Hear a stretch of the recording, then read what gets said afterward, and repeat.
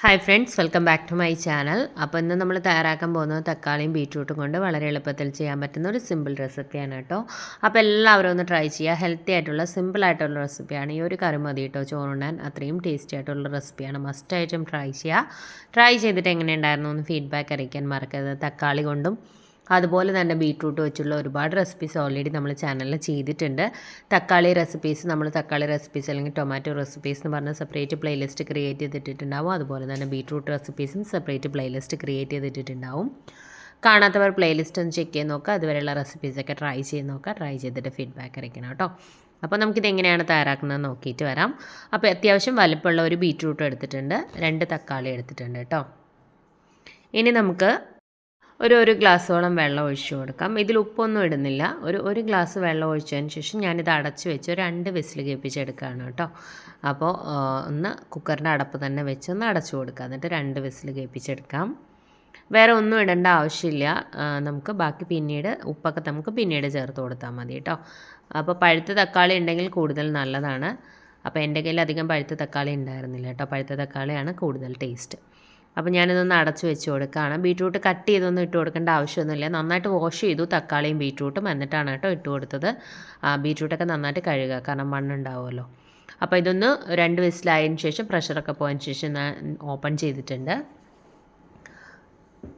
ഇനി ഇതൊന്ന് ചൂടാറിയതിന് ശേഷം നമ്മുടെ ബീട്രൂട്ടിൻ്റെയും തൊലി കളഞ്ഞെടുക്കണം. ആ തക്കാളിയുടെയും തൊലിയൊക്കെ ഇളകി വന്നിട്ടുണ്ടാവും. അതൊക്കെ ഒന്ന് മാറ്റി വയ്ക്കണം. അപ്പോൾ അതൊന്നായി വരുന്ന സമയത്ത് ഒരു 3 വറ്റൽമുളക്, ഒരു 1/2 ടീസ്പൂൺ കുരുമുളക്, 3-4 ചെറിയ ഉള്ളി, ഒരു 4-5 വെളുത്തുള്ളി, 1/2 ടീസ്പൂൺ നല്ല ജീരകം, ചെറിയ ജീരകമാണ്. ഇത് ഇത്രയും കൂടി നമുക്കൊന്ന് ചതച്ച് കൊണ്ടുവരാം. ഒന്ന് ക്രഷ് ചെയ്തെടുക്കുക പാടുള്ളൂ, ഒരുപാട് അങ്ങ് അരഞ്ഞു പോകരുത്. അപ്പോൾ നിങ്ങളുടെ എരിവിനനുസരിച്ച് അളവ് കൂട്ടാം കേട്ടോ, മുളകിൻ്റെയും വറ്റൽമുളകിൻ്റെയും കുരുമുളകിൻ്റെയും. എന്നിട്ട് ഒരു നെല്ലിക്ക വലുപ്പത്തിലുള്ള പുളി 1 ഗ്ലാസ് വെള്ളത്തിൽ നന്നായിട്ട് ഞരടി പിഴിഞ്ഞ് വെച്ചു. അത് ഞാനിങ്ങനെ അരിച്ചതിലേക്ക് ഒഴിച്ചു കൊടുത്തിട്ടുണ്ട്. 1.5 ഗ്ലാസ് വെള്ളത്തിൽ ഞരടി പിഴിഞ്ഞ് വയ്ക്കുക കേട്ടോ. അപ്പോൾ ഞാനതിൽ 1 ഗ്ലാസ്സാണ് ഒഴിച്ചു കൊടുത്തിരിക്കുന്നത്. പിന്നീട് വേണം എന്നുണ്ടെങ്കിൽ നമുക്ക് ചേർത്ത് കൊടുക്കാം. അപ്പോൾ എന്താ ബീട്രൂട്ട് ഞാൻ ഇതിൽ നിന്ന് എടുക്കുന്നുണ്ട്. ഇനി നമുക്ക് തൊലിയൊക്കെ കളഞ്ഞതിന് ശേഷം ഇതൊരു മിക്സിയുടെ ജാറിലേക്ക് ഇട്ടിട്ട് ഒന്ന് അരച്ച് കൊണ്ടുവരാം.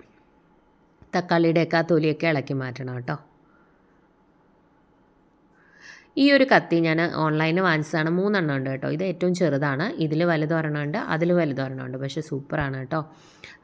ഞാൻ കുറേ ഇതിലൊക്കെ കണ്ടത് ഇതിൻ്റെ ആ ഒരു കോട്ടിങ്ങൊക്കെ ഇളകി പോകുന്നതാണ്. പക്ഷേ അങ്ങനെ ഒന്നുമില്ല കേട്ടോ. നല്ല മൂർച്ചയുണ്ട്. വേണ്ടുന്നവർക്ക് ഞാൻ ഒരു ഷോർട്ട് വീഡിയോ ആയിട്ട് ഇടാം കേട്ടോ. ലിങ്ക് അതിൽ കൊടുത്തിരിക്കാം. അപ്പോൾ എന്താ ഇതെല്ലാം കട്ട് ചെയ്ത് ഞാൻ അതിലേക്ക് ഇട്ട് കൊടുത്തു. ഇനി നമുക്ക് സ്വല്പം വെള്ളം കൂടി ഒഴിച്ചിട്ട് നല്ല ഫൈനായിട്ടൊന്ന് അരച്ചെടുക്കാം. ആദ്യം ഒന്ന് അടിച്ചിട്ട് വെള്ളം ഒഴിച്ചു കൊടുത്താലും മതി കേട്ടോ. അധികം വെള്ളം ഒഴിക്കേണ്ട, ഒരു 1/4 ഗ്ലാസ്സിൽ താഴെ മതി. നല്ല പോലെ അരച്ചെടുക്കണം. അപ്പോൾ ഞാൻ എന്താ നന്നായിട്ട് അരച്ചെടുത്ത് കൊണ്ടുവന്നു. ഇത് ഞാൻ ഫ്ലെയിം ഓൺ ആക്കിയിട്ടൊന്നുമില്ല കേട്ടോ. നമ്മൾ ആ ചതച്ച് വെച്ച കൂട്ടിട്ടു. അതിനകത്തേക്ക് പുളിവെള്ളം നന്നായിട്ടൊന്ന് അരിച്ചൊഴിച്ചു കൊടുത്തു.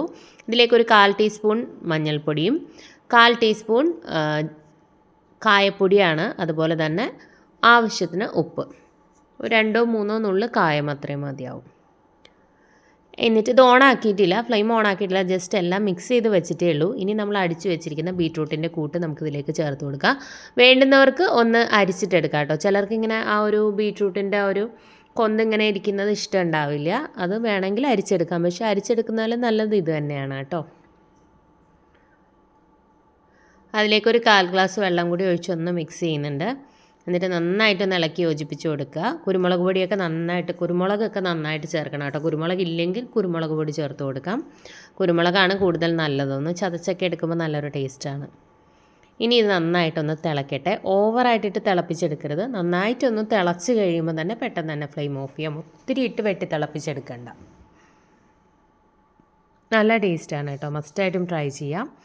നിങ്ങൾക്ക് വേണമെന്നുണ്ടെങ്കിൽ ഇപ്പോൾ കുരുമുളകും വറ്റൽമുളകും ഇട്ടതിൻ്റെ കൂടെ ഒരു പച്ചമുളകും കൂടെ ഒക്കെ വേണമെങ്കിലിട്ട് ചതച്ചെടുക്കാം. അതൊക്കെ നിങ്ങളുടെ ഇഷ്ടത്തിനനുസരിച്ച് ചെയ്യാം കേട്ടോ. കായപ്പൊടിയൊക്കെ ഓരോരുത്തരുടെയും ടേസ്റ്റിനനുസരിച്ചാണ്. ഇത്തിരി കൂടെ വേണം എന്നുള്ളവർക്ക് ചേർത്ത് കൊടുക്കാം. നന്നായിട്ടൊന്ന് തിളച്ചതിന് ശേഷം ഒന്ന് ചെക്ക് ചെയ്ത് നോക്കിയാൽ മതി. ഉപ്പോ എരിവോ അതുപോലെ തന്നെ കായോ പുളിയോ ഒക്കെ കുറവുണ്ടെങ്കിൽ എക്സ്ട്രാ ചേർത്ത് കൊടുക്കണം.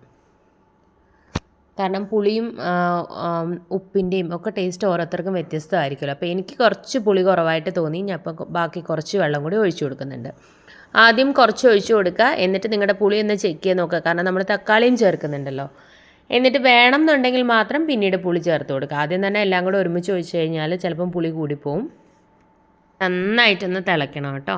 അപ്പം തിള വരുന്നുണ്ട്. ആദ്യം ഒന്ന് ഹൈ ഫ്ലെയിമിൽ വയ്ക്കുക. തിളച്ച് കഴിയുമ്പോൾ ഒരു ഇത്തിരി നേരം ഒന്ന് ലോ ഫ്ലെയിമിൽ വയ്ക്കുക.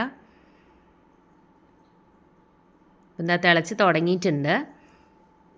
ഈ സമയത്ത് ഉപ്പ് എരിവൊക്കെ ചെക്ക് ചെയ്ത് നോക്കണം. ആവശ്യത്തിന് നന്നായിട്ട് മല്ലിയില ഇട്ട് കൊടുക്കുക. നന്നായിട്ടൊന്ന് തിളച്ച് വരുമ്പോൾ മല്ലിയില ഇട്ട് കൊടുക്കുക. ആവശ്യത്തിന് കറിവേപ്പില. മല്ലിയിലയൊക്കെ നമ്മുടെ രസത്തിന് എത്രത്തോളം ചേർക്കുന്നോ അത്രത്തോളം ടേസ്റ്റാണ് കേട്ടോ.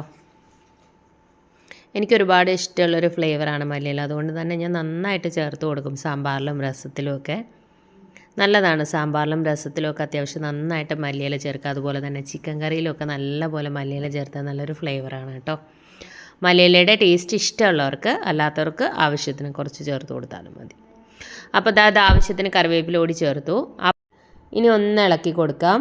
എന്നിട്ട് നമുക്ക് പെട്ടെന്ന് തന്നെ ഓഫ് ചെയ്യാം കേട്ടോ. കുറച്ചുകൂടി ലൂസ് ആവണമെന്നുണ്ടെങ്കിൽ ഇത്തിരി കൂടി വെള്ളം ഒഴിച്ചു കൊടുക്കാം. കാരണം നമ്മൾ ബീട്രൂട്ട് അരച്ചെടുക്കുന്നതുകൊണ്ട് തന്നെ ഇരിക്കുമ്പോൾ ഒന്ന് തിക്കാവാനുള്ള ചാൻസ് ഉണ്ട്. അപ്പോൾ വെള്ളം കുറവാണെന്ന് തോന്നുകയാണെങ്കിൽ ഒരു ഇത്തിരി കൂടി വെള്ളം, ചൂടുവെള്ളം ഒഴിച്ചു കൊടുത്താൽ മതി. ഒഴിച്ചു കൊടുക്കാൻ മറക്കരുത്. നന്നായിട്ടൊന്ന് തിളച്ചിട്ടുണ്ട്. ഞാൻ ഫ്ലെയിം നല്ല ലോയിലൊന്ന് വെച്ചു. അപ്പോൾ തന്നെ ഓഫ് ചെയ്യാം. കണ്ടോ, ഇത് മതിയാവും കേട്ടോ. ഒരുപാടിട്ട് തിളപ്പിച്ച് കഴിഞ്ഞാൽ ആ ഒരു ടേസ്റ്റ് മാറിപ്പോവും. അപ്പോൾ ഇത്രയേ ഉള്ളൂ. സിമ്പിളായിട്ടുള്ള നമ്മുടെ റെസിപ്പി ഇവിടെ തയ്യാറായിട്ടുണ്ട്. ഇനി കുറച്ച് കാര്യങ്ങളൂടെ ഉണ്ട് കേട്ടോ. ഇതൊന്ന് തിളച്ചിട്ട് ഫ്ലെയിം ഓഫ് ചെയ്യാം. ഓഫ് ചെയ്തിട്ടൊന്ന് മാറ്റി വെച്ചതിന് ശേഷം നമുക്ക് വേറൊരു പാൻ വെച്ച് കൊടുക്കാം.